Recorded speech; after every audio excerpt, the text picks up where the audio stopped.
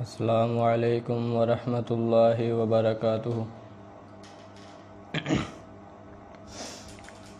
ان الحمد للہ نحمده ونستعینه ونستغفره ونعوذ باللہ من شرور انفسنا ومن سیئات اعمالنا من يهده الله فلا مضل له ومن يضلله فلا هادي له وأشهد أن لا إله إلا الله وحده لا شريك له وأشهد أن محمدًا عبده ورسوله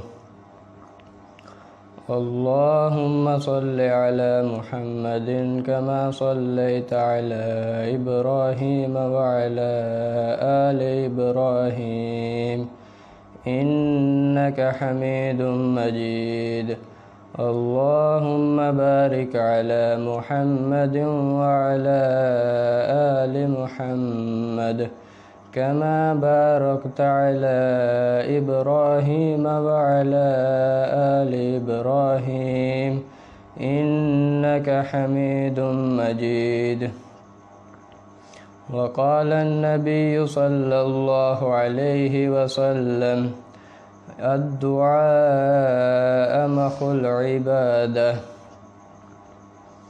محترم سامعین اکرام، آج جس موضوع سخن کو آپ دوست احباب کے کانوں کی زینت بنانے چلا ہوں، اس کا عنوان ہے دعا کی فضیلت۔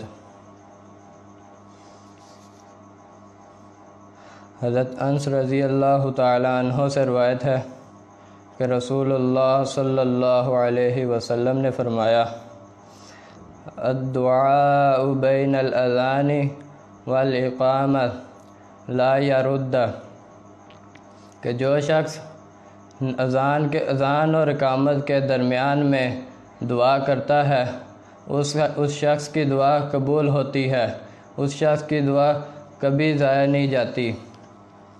جی ہاں سامعین اکرام، حضرت سلمان رضی اللہ تعالیٰ عنہ سے روایت ہے، ان ربکم حی کریم یستحیی من عبدہ اذا رفع یدیہ الیہ ان یردہما صفرا، کہ میرا رب بڑا کریم ہے، بڑا حیا والا ہے، کہ جب کوئی بندہ اس کے سامنے ہاتھ پھیلاتا ہے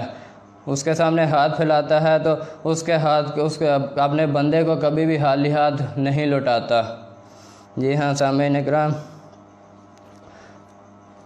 حضرت انس رضی اللہ تعالی عنہ سے روایت ہے کہ رسول اللہ صلی اللہ علیہ وسلم نے فرمایا، الدعاء مخ العبادہ، کہ دعا عبادت کا مغز ہے۔ جی ہاں سامعین اکرام،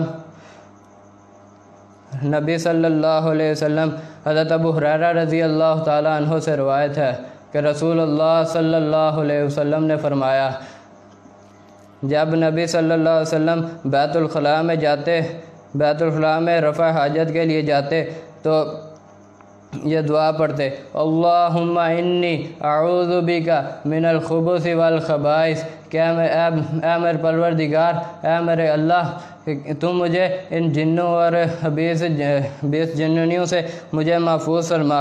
اور جب باہر نکلتے تو یہ فرماتے، غفرانک، اے اللہ میں تیرے شر سے پناہ مانگتا ہوں، مجھے بخش دے۔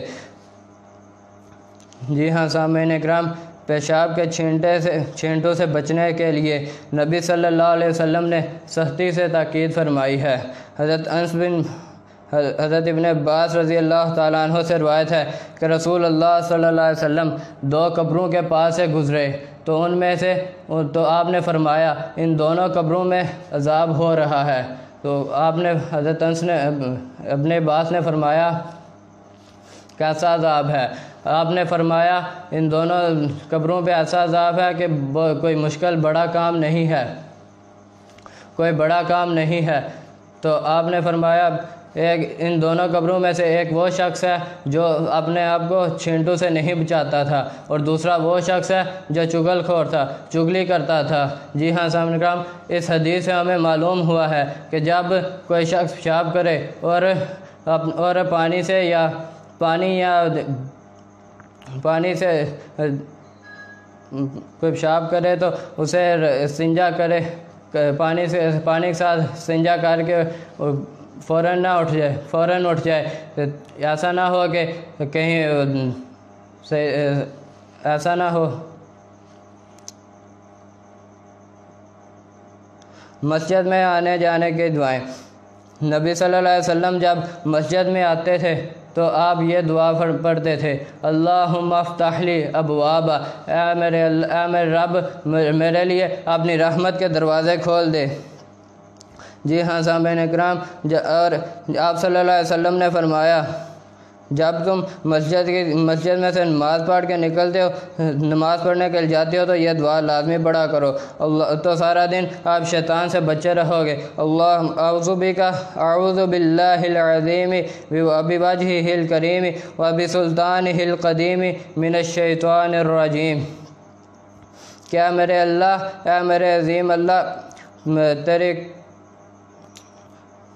جب آپ مسجد میں سے نکلتے تو یہ دعا پڑھتے، اللہم انی اسألک من فضلک، اے اللہ میں تیرا فضل چاہتا ہوں۔ جب آپ صلی اللہ علیہ وسلم گھر میں داخل ہوتے تو اب یہ دعا پڑھتے، گھر میں داخل ہوتے ہوئے یہ دعا نکلتے ہوئے یہ دعا پڑھتے، بسم اللہ توکلت علی اللہ لا حول ولا قوۃ الا باللہ، اے اللہ میں نے تیرے اوپر بھروسہ کیا، میں نے تجھ پر بھروسہ کیا، اور نہیں ہے میرے میں کوئی طاقت کوئی گناہ کرنے کی، نہ ہی کوئی نیکی کرنے سوائے تیری توفیق کے ساتھ۔ جب آپ صلی اللہ علیہ وسلم گھر میں داخل ہوتے تو یہ دعا پڑھتے، اللہم انی اسألک خیر المولد و خیر المخرج وبسم اللہ ولجنا وبسم اللہ خرجنا وعلی اللہ ربنا توکلنا، اے میرے اللہ میں تو اسے سوال کرتا ہوں، خیر کے ساتھ میں گھر سے نکلا اور خیر کے ساتھ میں گھر میں داخل ہوا، اور میں تیرے ہی نام کے ساتھ ہم تیرے ہی نام کے ساتھ باہر نکلے اور تیرے ہی نام کے ساتھ اندر داخل ہو رہے ہیں اور تجھی پر بھروسہ کرتے ہیں۔ میری اللہ سے دعا ہے کہ جو کوئی سنا ہے اس پر عمل کرنے کی توفیق عطا فرمائے۔ وما علیہ الا البلاغ المبین۔ السلام علیکم ورحمۃ اللہ۔